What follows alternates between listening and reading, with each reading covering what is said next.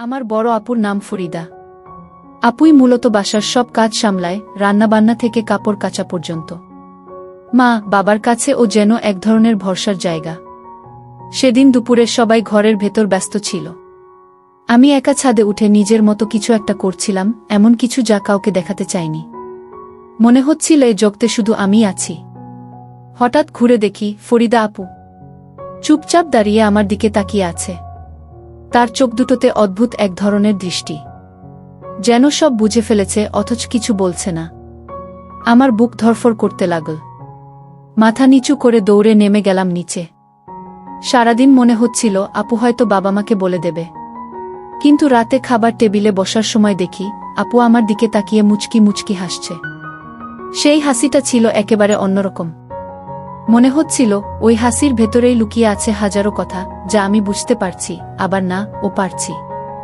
রাতটা আমি ঘুমোতে পারিনি। বারবার মনে হচ্ছিল আপুর সেই দৃষ্টিটা আর মুচকি হাসিটা। এর মানে কি? স্রেফ সাধারণ ভাই বোনের মতো, নাকি এর ভেতরে লুকিয়ে আছে কিছু ভিন্ন রকম অনুভূতি? সেই রাতের পর থেকেই আমার ভেতরে এক ধরনের অদ্ভুত অস্থিরতা তৈরি হল। সারাদিন আমি আপুর সামনে গিয়ে দাঁড়ালেই বুক কেঁপে উঠত। মনে হতো আপু কি আমাকে নিয়ে কিছু ভাবছে, নাকি আমিই বাড়াবাড়ি কল্পনা করছি। একদিন দুপুরে বাসায় কেউ ছিল না। মা বাজারে, বাবা অফিসে, ছোট ভাই বোন স্কুলে। আমি ঘরে বই নিয়ে বসেছিলাম, কিন্তু মন একদম পড়ায় ছিল না। হঠাৎ দরজার কাছে নরম শব্দ হল। তাকিয়ে দেখি ফরিদা আপু। সে কিছু না বলে ভেতরে এসে চুপচাপ আমার পাশে বসল। বাতাসে রান্নাঘরের গন্ধ, কিন্তু তার শরীর থেকে অন্যরকম এক মিষ্টি গন্ধ ভেসে আসছিল। আমি বইয়ের পাতায় চোখ রাখার চেষ্টা করছিলাম, অথচ মন পুরোপুরি আপুর উপস্থিতিতে ডুবে যাচ্ছিল। আপু আসতে বলল, তুই সারাদিন এত চুপচাপ থাকিস কেন? তার চোখ দুটো আমার দিকে স্থির হয়েছিল। আমি উত্তর দিতে পারছিলাম না। বুকের ভেতর শব্দ হচ্ছিল যেন ঢোল বাজছে। আমি বললাম, না, তেমন কিছু না আপুগু। আপু হেসে উঠল। সেই হাসিটা ছিল মায়ামাখা, কিন্তু ভেতরে যেন অন্য কিছু লুকানো। ধীরে ধীরে তার হাত আমার বইয়ের উপর এসে পড়ল। আমি অবাক হয়ে তাকিয়ে রইলাম। আপু যেন বুঝতে পারছিল আমার ভেতরের কাঁপুনি। সে আরেকটু কাছে এগিয়ে এলো। আমাকে ভয় পাস না, আমি তোকে কিছু বলবো না। যা দেখেছি তার কণ্ঠে এক ধরনের ফিসফিসানি, যেন শুধুই আমার কানে পৌঁছায়। আমি হঠাৎ অনুভব করলাম আমাদের মাঝে এক অদৃশ্য স্রোত বইছে। কিছুক্ষণ নীরবতা, কেবল আমাদের দুজনের নিঃশ্বাসের শব্দ মিলে মিশে যাচ্ছিল। আমি ধীরে ধীরে চোখ তুললাম, আপুর চোখের সঙ্গে চোখ মিলল। সেই চোখে এক ধরনের গভীরতা, যা আমাকে টেনে নিচ্ছিল অচেনা এক জগতে। আপু মুচকি হেসে বলল, তুই ভাবিস আমি কিছু জানি না? সবই বুঝি। আমি আর নিজেকে সামলাতে পারছিলাম না। সেই মুহূর্তে মনে হচ্ছিল আমরা আর শুধু ভাই বোন নই, এর চেয়ে ভিন্ন, আরও গভীর কোনো সম্পর্কের দিকে এগিয়ে যাচ্ছি। তারপর আপুর হাত আমার হাতটা শক্ত করে চেপে ধরল। আমার শরীর কেঁপে উঠল। বুকের ভেতর জমে থাকা অস্থিরতা হঠাৎ যেন ঝড় হয়ে বেরিয়ে এল। সেদিন দুপুরটা আমাদের জীবনের প্রথম রোমাঞ্চকর মুহূর্ত হয়ে রইল, যেখানে আর কোনো শব্দ ছিল না, ছিল শুধু চোখের ভাষা, নিঃশ্বাসের ভেতর মিশে যাওয়া কাঁপুনি, আর এক ধরনের নিষিদ্ধ আবেগ। সেদিন দুপুরে হাত ধরার পর থেকে আমার ভেতরে এক অজানা উত্তেজনা তৈরি হয়েছিল। মনে হচ্ছিল পৃথিবীটা যেন একেবারে নতুন হয়ে গেছে। কিন্তু সেই মুহূর্তটা হঠাৎ করেই শেষ হয়ে গেল।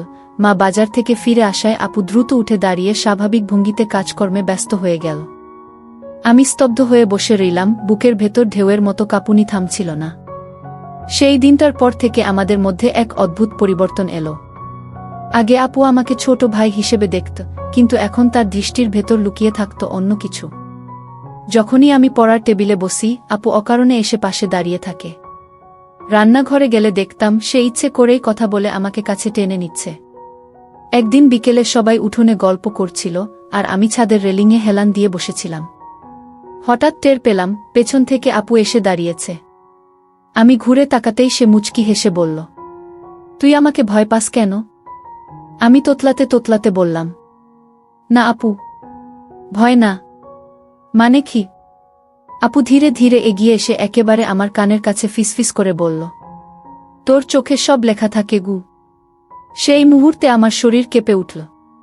বাতাসে হালকা শিউলি ফুলের গন্ধ ভেসে আসছিল, আর আপুর নিঃশ্বাস মিশে যাচ্ছিল আমার গালে। আমি অনুভব করলাম এই দূরত্বটা আর আগের মতো নেই। আমরা দুজনেই দীর্ঘ সময় চুপচাপ দাঁড়িয়ে রইলাম। কোনো কথা ছিল না, শুধু দুজনের চোখে এক অদৃশ্য টান। এরপর থেকে ছোট ছোট ঘটনাগুলো আমাদের কাছে রোমাঞ্চকর হয়ে উঠতে লাগল। একদিন বিদ্যুৎ চলে গেলে ঘর অন্ধকার হয়ে যায়। আমি টেবিল থেকে টর্চ নিতে যাচ্ছিলাম, হঠাৎ আপু আমার হাত ধরে ফেলল। তার হাতের উষ্ণতা শরীরের ভেতর দিয়ে ছড়িয়ে পড়ল। অন্ধকারে শুধু তার চোখের ঝিলিক টের পাচ্ছিলাম। আরেকদিন বৃষ্টির দিনে ছাদে দাঁড়িয়েছিলাম আমি। হঠাৎ দেখি আপু ভিজে কাপড় শুকাতে এসেছে। ওর ভেজা চুল থেকে ফোঁটা ফোঁটা পানি ঝরছিল। আমি মুগ্ধ হয়ে তাকিয়ে রইলাম। আপু তাকাতেই চোখাচোখি হলো, আর দুজনেই অকারণে হেসে উঠলাম।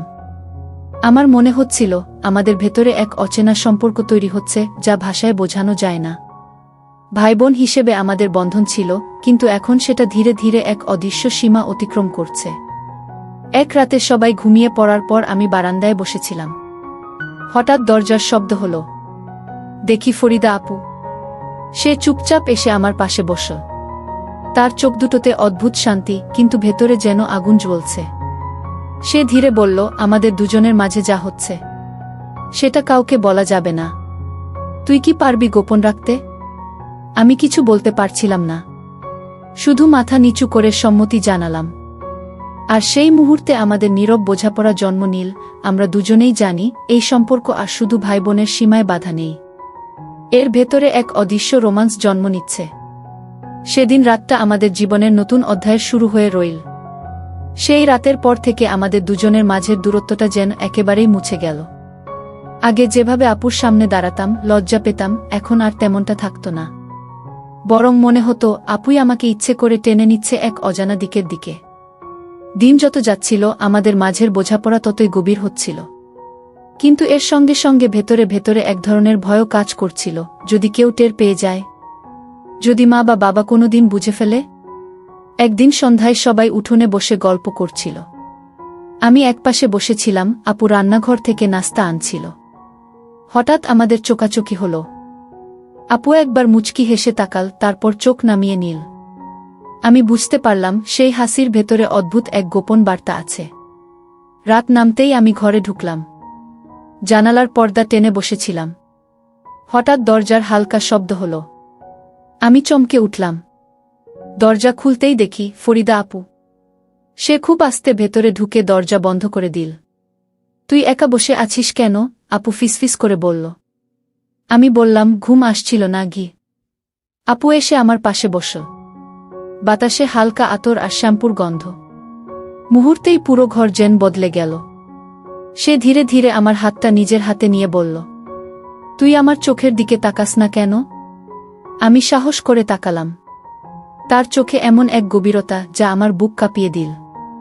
মনে হচ্ছিল সেই চোখে আমি ডুবে যাচ্ছি। আপুর ঠোঁটের কোণে হালকা হাসি ফুটল। তারপর ধীরে ধীরে সে আমার কাঁধে মাথা রাখল। আমার নিঃশ্বাস বন্ধ হয়ে আসছিল। চারপাশে যেন পৃথিবী নেই, শুধু আমরা দুজন। সে ফিসফিস করে বলল, আমাদের সম্পর্কটা কেউ বুঝতে পারবে না, তবে আমরা জানি এই অনুভূতি সত্যি গি। আমি কেঁপে উঠলাম। মনে হচ্ছিল আপুর প্রতিটি শব্দ আমার বুকের ভেতরে ঢেউ তুলছে। কিছুক্ষণ পর আপু মাথা তুলে আমার দিকে তাকাল। তার চোখে এক অদৃশ্য টান যা আমাকে কাছে টেনে আনছিল। মুহূর্তটা যেন থেমে গেল। আমরা দুজনেই নীরবে একে অপরের খুব কাছে চলে এলাম। ঠিক তখনই বাইরের দরজা জোরে বন্ধ হওয়ার শব্দ হলো। বাবা ফিরে এসেছে।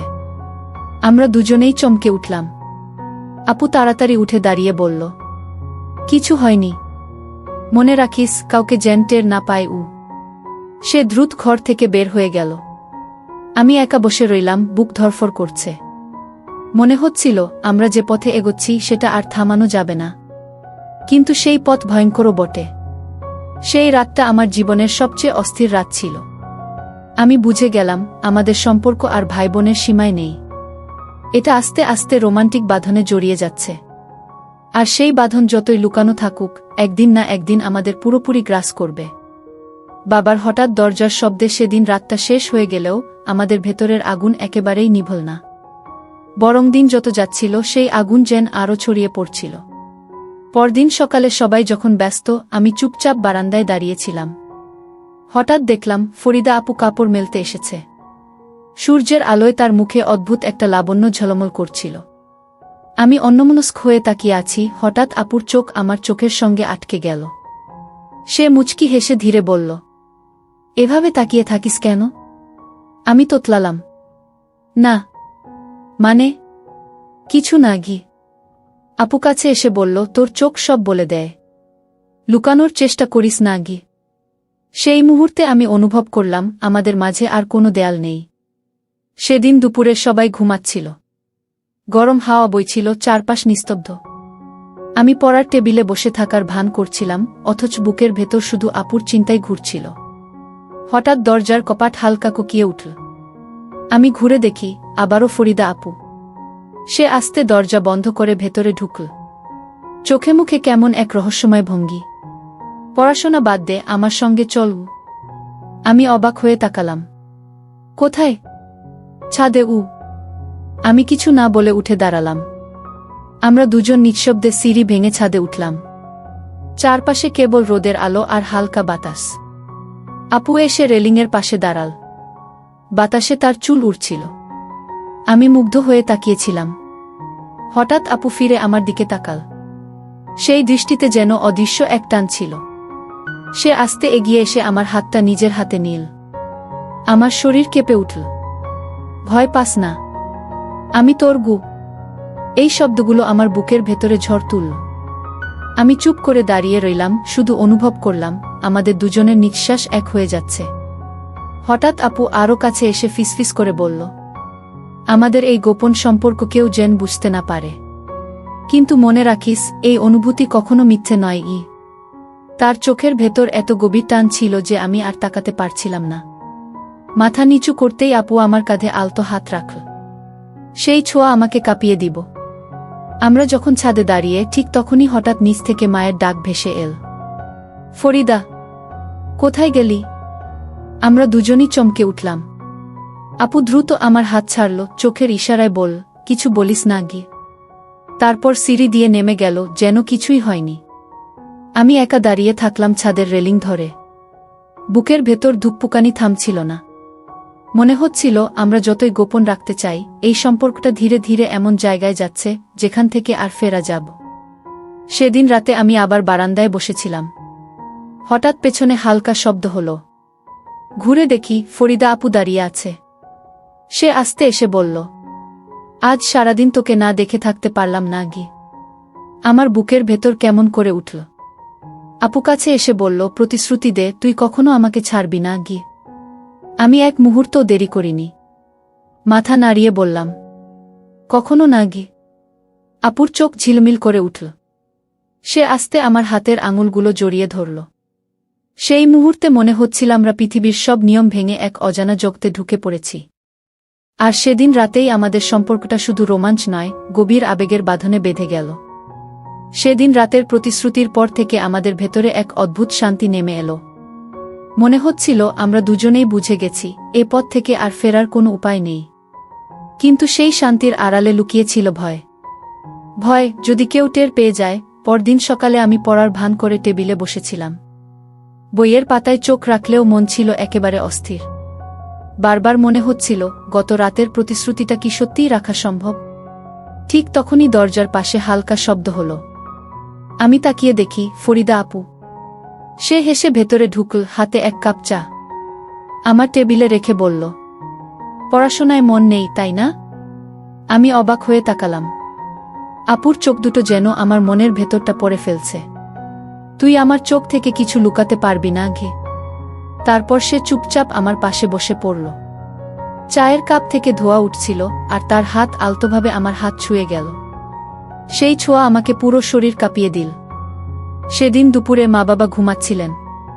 ছোটরা স্কুল থেকে ফিরেছে, খেলতে গেছে উঠোনে। বাড়ি জুড়ে এক ধরনের নিস্তব্ধতা। আমি বারান্দায় দাঁড়িয়েছিলাম, হঠাৎ আপু এসে পাশে দাঁড়াল। তার কাঁধ আমার কাঁধে ছুঁয়ে গেল। বুকের ভেতর ধকধকানি শুরু হলো। সে ধীরে ধীরে বলল, তোকে ছাড়া আমার এখন এক মুহূর্ত ভালো লাগে না। আমি কিছু বলতে পারছিলাম না, শুধু তার দিকে তাকিয়ে রইলাম। হঠাৎ আপু আমার হাত ধরে টেনে ভেতরের ঘরে নিয়ে গেল। দরজা ভেজিয়ে দিয়ে বলল, এখানে কেউ আসবে না। আমার বুক ধড়ফড় করছিল। আপু সামনে দাঁড়িয়ে চোখের দিকে তাকাল। তার দৃষ্টিতে অদৃশ্য আগুন। ধীরে ধীরে সে আমার কাছে এগিয়ে এলো। আমি নিঃশ্বাস ফেলতে ভুলে যাচ্ছিলাম। হঠাৎ করেই দরজার বাইরে থেকে ছোট ভাইয়ের ডাক শোনা গেল। আপু, মা ডাকছে। আমরা দুজনেই চমকে উঠলাম। আপু দ্রুত আমার হাত ছাড়ল, যেন কিছু হয়নি এমন ভান করে বাইরে চলে গেল। আমি একা বসে রইলাম, বুক ধুকপুক করছে। মনে হচ্ছিল আমরা ধরা পড়ে যাচ্ছিলাম অল্পের জন্যই। সেদিন রাতে আমি বারান্দায় বসে আকাশের দিকে তাকিয়েছিলাম। মনে হচ্ছিল এই গোপন বাঁধন একসময় আমাদের ধরা খাওয়াবে। কিন্তু ভেতরের টান এত প্রবল যে দূরে সরে যাওয়া অসম্ভব। ঠিক তখনই পেছনে হালকা শব্দ হল। ঘুরে দেখি, আবার ফরিদা আপু। সে আস্তে এসে আমার পাশে বসল, তারপর বলল, আজকে খুব ভয় পেয়েছিলাম। যদি সত্যি কেউ টের পেত। আমি চুপ করে রইলাম। কিছু বলার ভাষা ছিল না। আপু ধীরে ধীরে আমার হাত ধরল। যাই হোক না কেন, আমি তোর কাছ থেকে দূরে যেতে পারব না গে। তার চোখে জল চিকচিক করছিল। আমি অবাক হয়ে তাকালাম। জীবনে প্রথমবার দেখলাম আপু এতটা ভেঙে পড়েছে। আমি আস্তে বললাম, আমিও না গে। আমাদের দুজনের আঙুল শক্ত করে জড়িয়ে রইল। চারপাশে অন্ধকার, নিস্তব্ধতা, শুধু আমাদের নিঃশ্বাসের শব্দ। মনে হচ্ছিল এই নীরব রাতই আমাদের সাক্ষী হয়ে থাকবে। কিন্তু যতই প্রতিশ্রুতি দিই, মনের ভেতরে ভয়টা যেন আরও বেড়ে যাচ্ছিল। আমরা দুজনেই বুঝতে পারছিলাম এই সম্পর্ক সাধারণ নয়। এটা যদি কখনো ফাঁস হয়ে যায়, পুরো পরিবার ভেঙে যাবে। তবুও আমাদের পা যেন থামছিল না। আমরা যতটা চাচ্ছিলাম দূরে থাকতে, ঠিক ততটাই কাছে টেনে আনছিল ভাগ্য। সেই রাতে আমি ঘুমোতে পারিনি। জানালা দিয়ে তাকিয়েছিলাম আকাশের দিকে, আর মনে হচ্ছিল এ সম্পর্কটা এখন শুধু রোমাঞ্চ নয়, এটা আমাদের দুজনের জীবন বদলে দেওয়ার মতো কিছু হয়ে উঠছে। সেই রাতে বারান্দায় বসে থাকা অবস্থাতেই ফরিদা আপু আমার হাত ধরেছিল শক্ত করে। আমরা দুজনেই জানতাম এই অনুভূতি লুকানো যাবে না, আবার প্রকাশও করা যাবে না। আপু আস্তে বলল, আমরা একে অপরের কাছে সবকিছু হয়ে গেছি। তুই আমার ছোট ভাই হয়েও আমার জীবনের সবচেয়ে কাছের মানুষ। আমি চোখ নামিয়ে ফেললাম। বুকের ভেতরে ঢেউ উঠছিল। এটা কি ভুল আপু? সে মৃদু হেসে আমার চিবুক তুলে দিল। ভালোবাসা কখনো ভুল হয় না, শুধু সমাজ তাকে ভুল বলে গি। তার কথাগুলো আমার ভেতরে কাঁপন তুলল। মনে হচ্ছিল আমরা দুজনেই সবকিছু জেনে শুনেই এগোচ্ছি। যেখানে ভয় আছে, তবুও আছে এক অদ্ভুত শান্তি। রাতের আকাশে তারার ঝিলিক, চারপাশে নিস্তব্ধতা। আমরা দুজনেই বসে রইলাম, চোখে চোখ রেখে। কোনো শব্দ ছিল না, শুধু মনের গভীর থেকে উঠে আসা স্বীকারোক্তি। আমরা আর শুধু ভাই বোন নই, আমরা একে অপরের অপ্রকাশিত ভালোবাসা। সেদিন রাতেই আমাদের গল্পের শেষ হল। কিন্তু সেই শেষ মানে সমাপ্তি নয়, বরং এক নতুন যাত্রার শুরু, যেখানে সমাজ আমাদের বুঝবে না, কিন্তু আমরা জানি আমাদের হৃদয় একে অপরের জন্যই ধুকপুক করে।